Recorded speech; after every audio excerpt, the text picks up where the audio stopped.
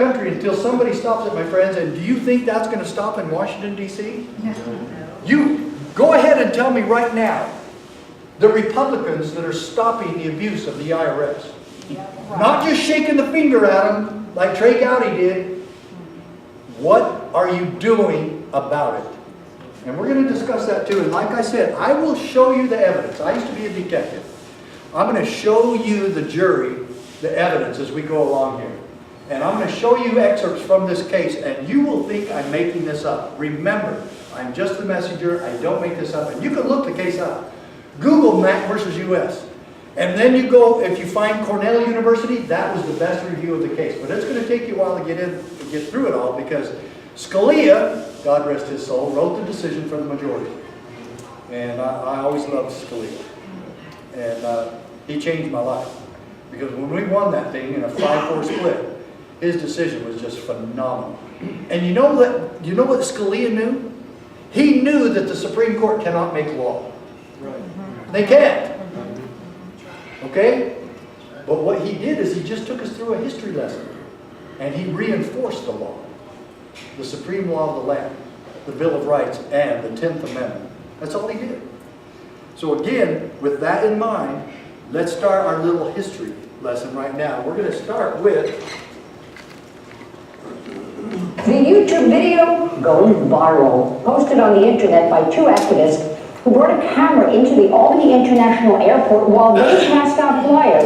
Now, it led to a heated dispute over First Amendment rights. Beth Morton has our top story. Beth? Hi, Benita. Well, as you'll see in the video clip, an airport spokesman tries to stop these activists from their mission, but a sheriff's deputy steps in to settle the confrontation and the right to free speech.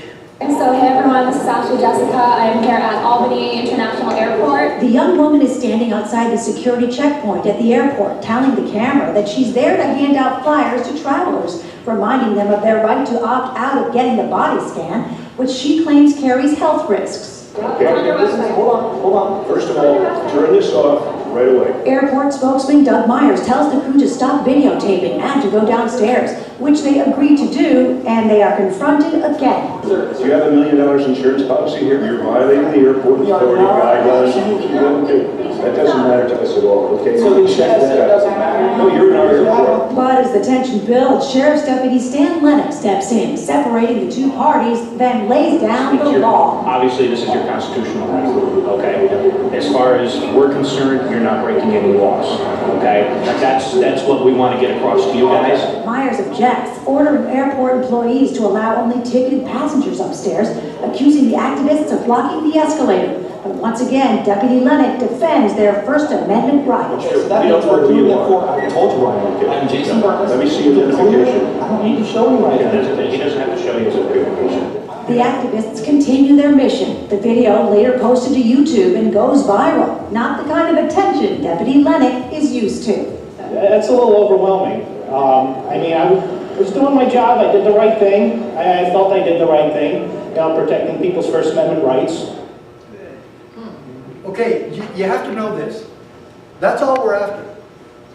What Deputy Lennox did that day is what the CSPOA is after every day from every cop, sheriff, chief, mayor, county attorney, anybody else. Put the Constitution first. Yes. You swore an oath to it. That's the most important thing about your job. And I'm going to take you through a history lesson on that too. I'm going to document all this for you too. But Deputy Lennox, you'll see also, made this video. Because we named him Deputy Sheriff of the Year in 2013. Because I thought that took a lot of courage.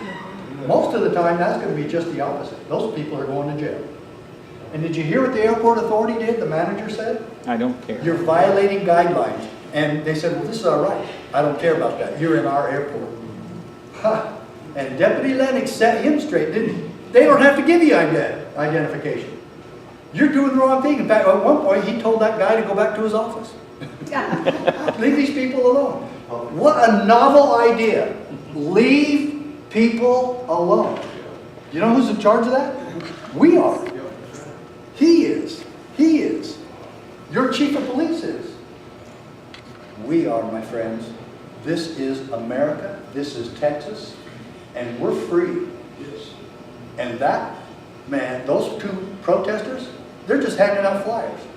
A deputy sheriff made sure they were left alone. He probably didn't agree with what they were doing. Didn't matter. He enforces the law, and it's called the supreme law of the land, the Bill of Rights. Wow, what a great guy. Now, I would really like to cover this up, because maybe some of you didn't see it. I'm going to see if I can do this. I don't know if that's going to work or not, because I want to surprise you here. Okay. There are two types of laws. Did anybody see who said that? If you did, don't say anything. Don't. Did everybody see it? Yes. Well, we'll keep it on. Okay, Martin Luther King said this, but I wanted to take credit for it. Because it's actually something I totally agree with. And I've said it before. Because Martin Luther King said this, and the reason I wanted to cover that up is because the other side will not agree with this, even though they love and agree with Martin Luther King. And I want to tell them, if I ever show anybody this, and they go, oh man, that's a radical right-wing statement if I ever heard one. But it's true. There are two types of laws, just and unjust. I would be the first to advocate obeying just laws. Me too.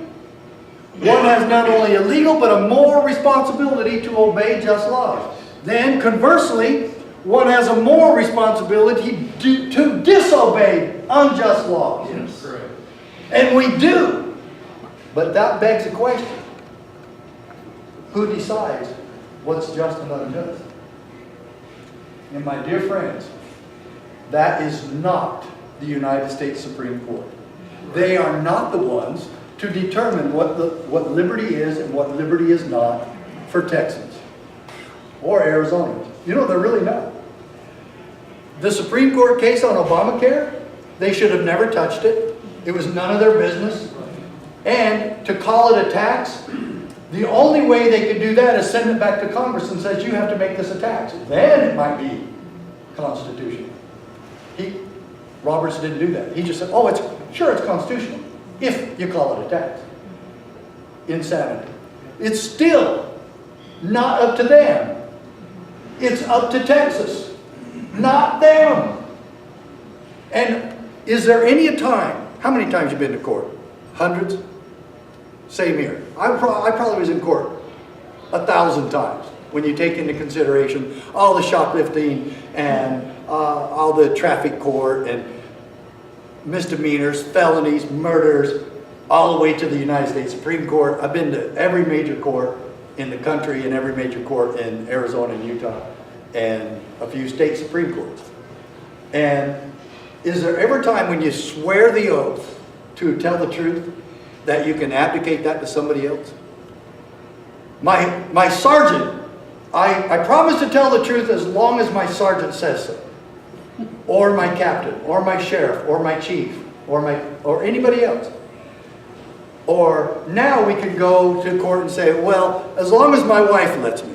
Yes, that's not going to happen either, is it? Okay? There's only one person responsible for the oath, and that's the person taking it. And so when it comes to just and unjust laws, you swear an oath to the Constitution, both of the state of Texas and of the federal Constitution, and you have an obligation to know it, understand it, enforce it, and protect it. And that's not up to anybody else either. If you don't keep your oath, you've committed perjury. You can't advocate that to your sheriff, can't advocate it to the county attorney. You can certainly ask him for advice, and I agree that we probably should. My county attorney didn't agree with me suing the federal government. If I'd have asked him, I would have shut up and gone home. In fact, he and the county commissioners were against it. And they tried to interfere. That's good county. But when it comes to doing this, every one of us in all three branches of government have a responsibility to protect somebody doing this. And I should know the difference. And that's what we want. We're going to show you more evidence on that as we get going here. Now here's the oath. And I wrote this, but I took it from several different oaths across the country. This is very similar to what every single public official will swear to. And every time it is preserve, protect, and defend, the Constitution of the United States is always first. Always. And the Constitution of the state. So why is it that we have 20,000 gun control laws in this country? Do you know what the intent of the Second Amendment is according to those who wrote it, to the Founding Fathers? Do you know what the intent was? Gun control in the United States of America is against the law. Period. That's what it is. And our politicians think it says just the opposite, huh? And we have two constitutions that we're sworn to uphold and defend that say it's against the law. And you want to talk about gun control being a racist policy? And now those same people that say they're against racism want to take guns away from everybody. Not just the blacks this time. Amazing how we refuse to learn from history and we support politicians who do and say the exact same thing as Hitler did when he established gun control. And I said that on a radio show, a national one, a big one. And the reporter, the host, really got after me and started chewing me out right there. You can't compare him to Adolf Hitler. And I said, I teach American history, and in that, the number one rule about learning from history is that we don't repeat the mistakes of the past. That's why we learn from history. And I said, so if I look at history and I see that he's saying the exact same thing as Obama is, and doing the exact same policies, I can't draw that parallel. Now you tell me who's wrong and who's right. And we went to commercial. Now, do you know where, I gotta play this, I'm gonna play this. You know what you think about when you're lying here? You know you're gonna die, and you think, it's all right. You lived a long time. You had a family that loved you. You had a job that you thought made a difference, that you thought was honorable. And then you see this.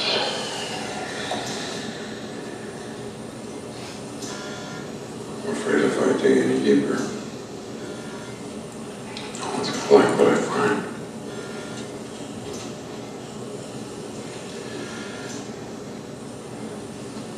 You took an oath, if you recall, when you first came to work for me. And I don't mean to the National Security Advisor of the United States.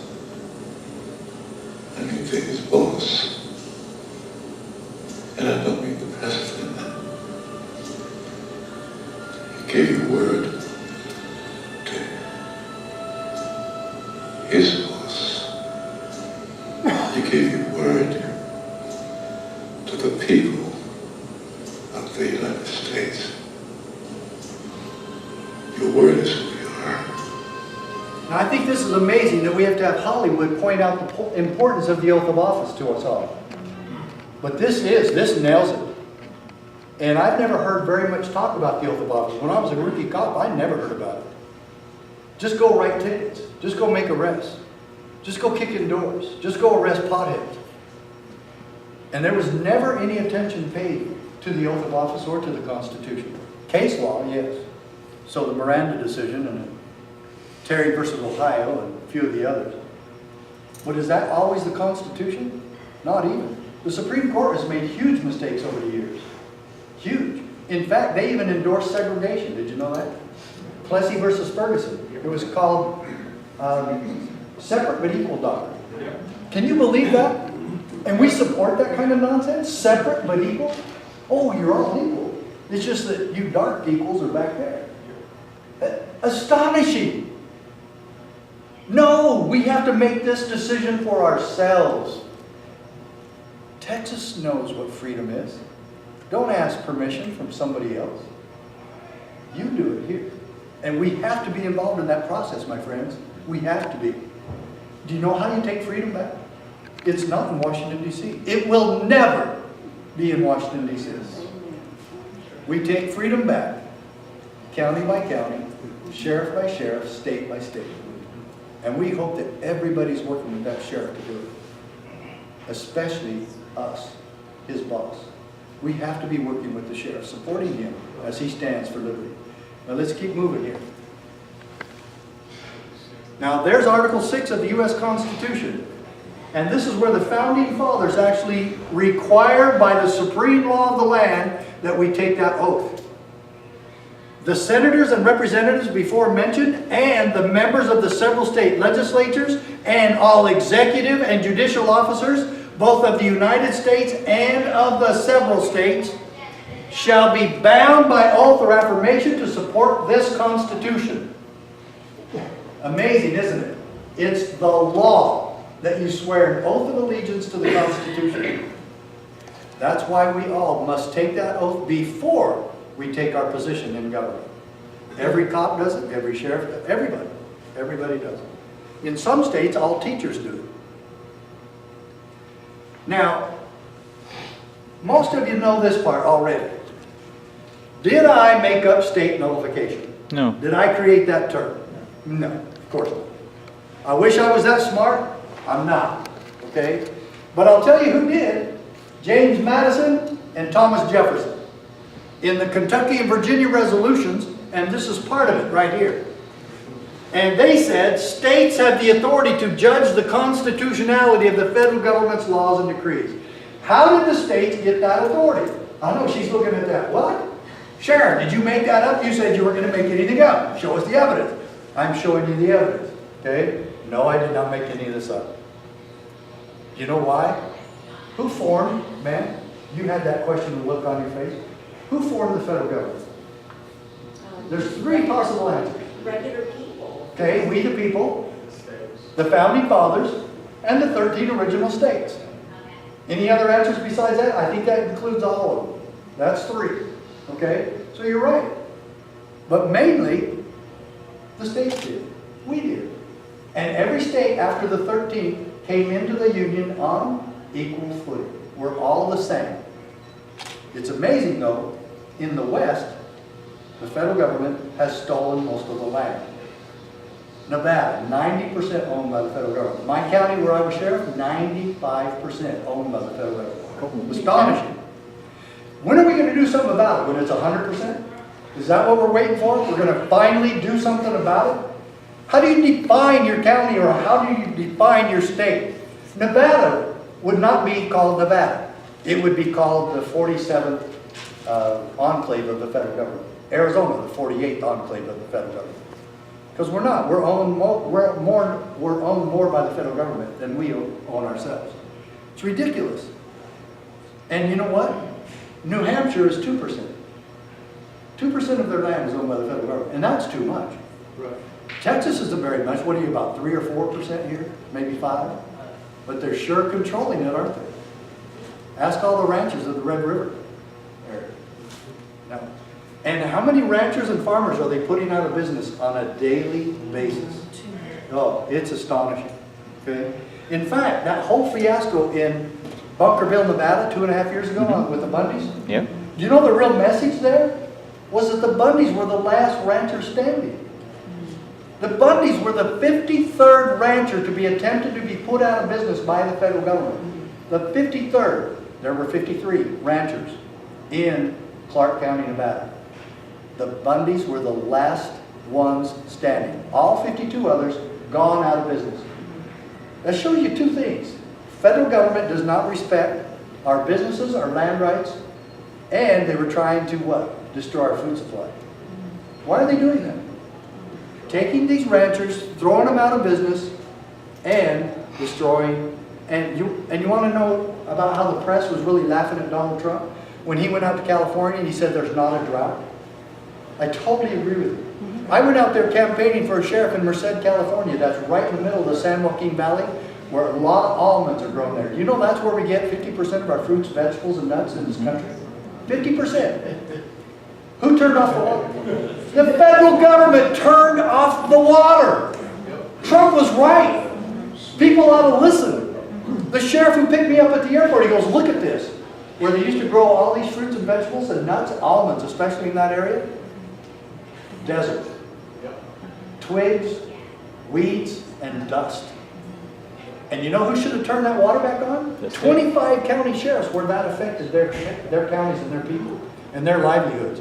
If the federal government's going to destroy your livelihoods and your land, for heaven's sakes, go turn the water on.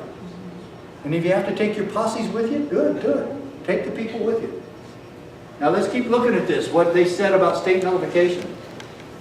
Madison also argued that states should refuse to enforce laws which they deem to be unconstitutional. Why can't we do that? We formed the federal government.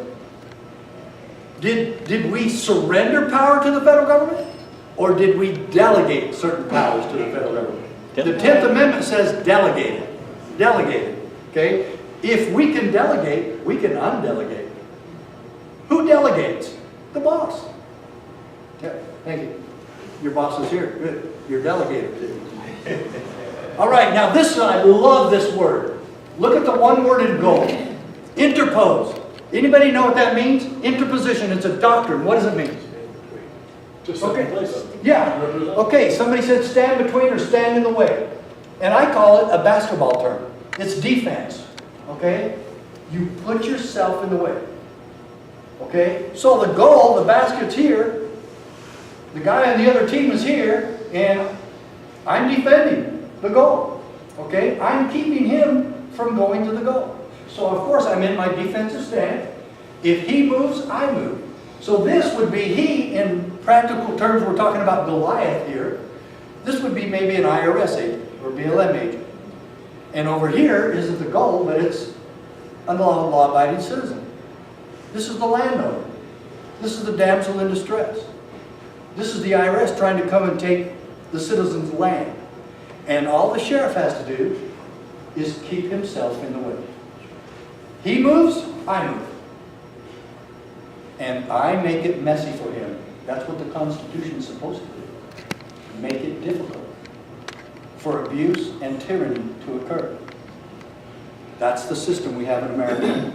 And every single public official has an obligation to defend liberty at every turn. Now, is this freedom and liberty in America? I will tell the citizen that's being attacked to get a good lawyer. And then I'll leave it to that. That's not freedom, my friends. No. In fact, how much did it cost me? $400,000? I would have never made it had it not been for the NRA. They had the money, I did not. There's no way this case would have made it. We're going to put that on the backs of the American people who have done nothing wrong in the first place and have them go to court and lose all their life savings and ask permission to be free from courts who are a bunch of political hacks in the first place? When we could have solved the problem right here by somebody standing and saying, no, not in my county. You're not going to do that here. That sounds like the Texas thing to do to me. Yeah. It's also the American way. So look at this, what he says. That state's legislature is duty-bound to interpose its power to prevent the federal government from victimizing its people. That's our job. And you know, on the other side of this, do you know that there's not one person in your county or in your state that has an obligation to go along with anyone, whether it's a state or federal, any bureaucrat that's violating the Constitution or any principle of liberty? We have no obligation to go along with that, do we? Quite the contrary. We have an obligation to stand against it. Every time. And you know what happens? That creates liberty. Do you know what happens when government leaves you alone? It's called freedom. And somebody needs to stop it and stand in the way. Interpose. Oh, I've got to tell you another quick one. I do believe he's on here too. Sheriff Brad Rogers from Elkhart County, Indiana. He was named Interposer of the Year. And you know why? Because an Amish farmer in his county was being dogged and oppressed by the FDA. Now, what is it that a farmer who's an Amish guy, what is it that he doesn't do? He will not pasteurize his milk. So the FDA from Washington, D.C.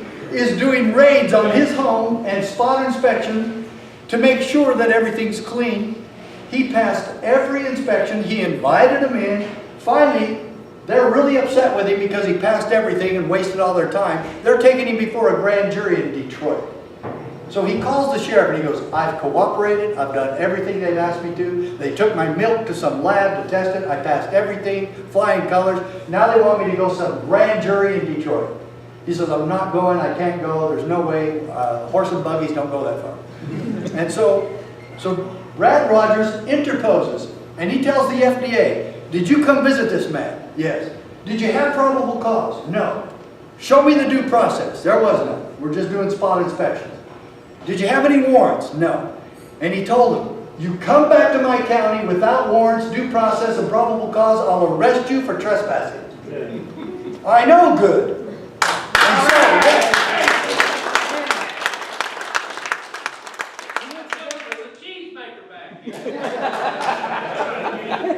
don't get too excited, Dave. Come on. But this is exciting. Because a sheriff doing his job like that, are you kidding? Coincidentally, that sheriff had our constitutional training from the CSPOA about 3 years before that. Good man. And he called me and he said, they just threatened to arrest me. The federal government, the FDA, didn't take too kindly to his arrest threat. And they threatened to arrest him for a felony obstruction of justice, of course. Can they? They could make the threat, and they could probably try to arrest him. But he calls me and he says, I want you to help me devise a letter to send them as a response. And I said, that sounds like fun. But he says, I just want you to know, I've told my wife, if I do get arrested some night, she's to call you immediately. I said, we got your back. We got your back. And that's what we do nationwide for our good sheriffs. And so we devised that letter, and we sent it off to them. And in fact, if any of you want a copy of that, just email me at sheriffmack@hotmail. Or Skyler, just email one of us, or go to our website, just email us there. And we'll send that back to you. It's a great letter. And it must have really worked because 3 days later, Mr. Hostetler got a certified letter saying that everything had been dismissed and dropped. And they didn't bother that man. In fact, they haven't been back to his county in over 3 years. Awesome. So every time sheriffs stand, and we have a real great record of this, every time sheriffs stand, they back off. The federal government backs off. Goliath backs off, okay, because he barks a lot more than he really does fight. Okay. Now these are the two sheriffs that went to the Supreme Court. I told you their names earlier, Prince and Mack.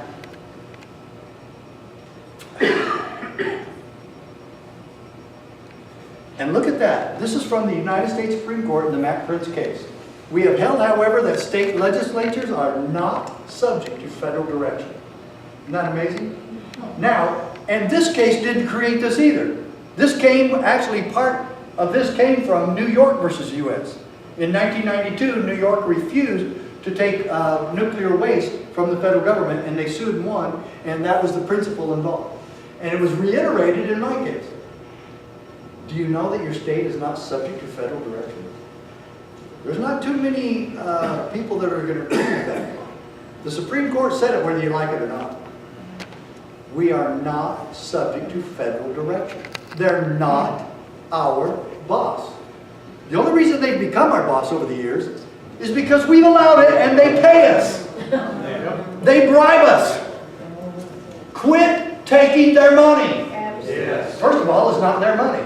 It's not theirs to give and it's not yours to take. And if they want to play this extortion game like they are in the bathrooms right now, okay, play it, Texas.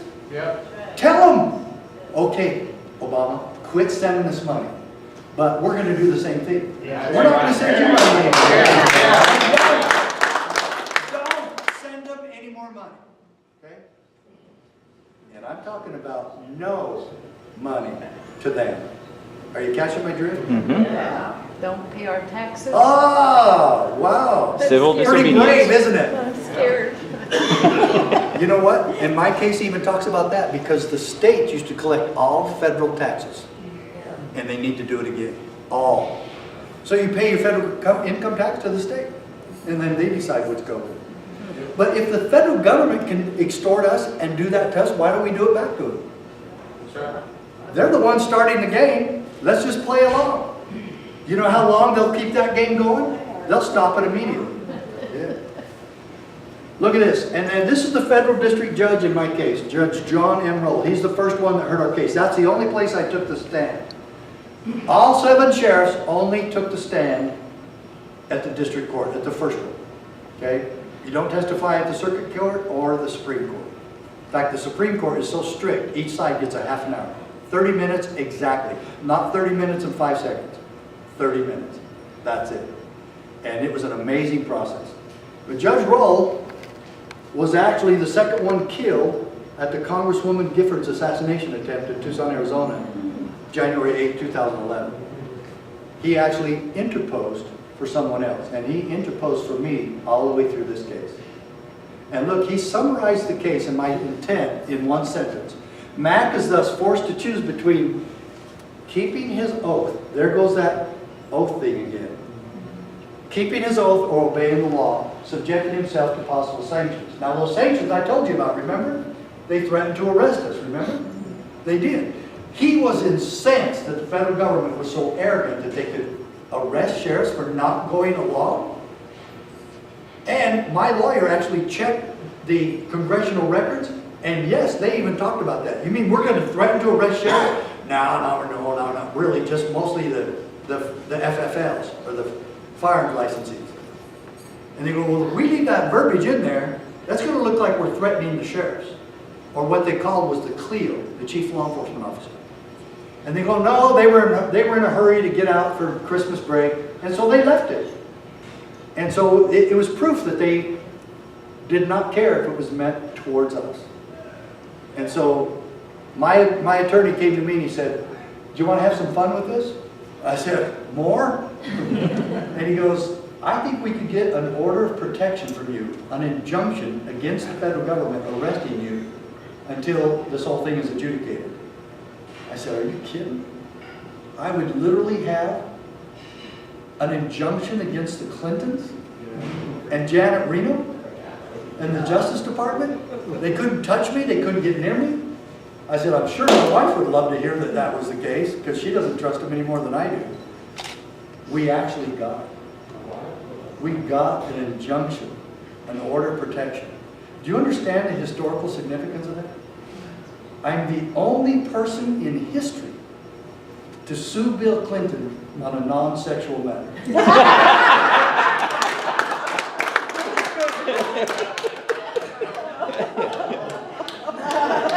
Make sure you were awake. Now, the term CLEO, people want to know, well, we always say, in fact, we get a lot of complaints on this from liberals, especially SPLC, Southern Poverty Law Center. That is a term right out of the Brady Bill, CLEO, Chief Law Enforcement Officer. Now, do you know who the Brady Bill was aimed at? Was the CLEOs had to do these background checks and participate in enforcing the gun control laws associated with the Brady Bill.